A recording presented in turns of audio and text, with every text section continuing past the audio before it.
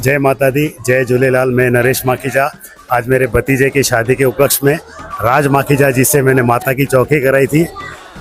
इतना अच्छा प्रोग्राम राज माखीजा जी का। मैं पवन माखीजा, मैं बहुत लकी फील कर रहा हूँ। मेरे शादी के अवसर पे माता की जोत राज भैया ने की है। उन्होंने 4 चांद लगा दिए इन सब इवेंट पे।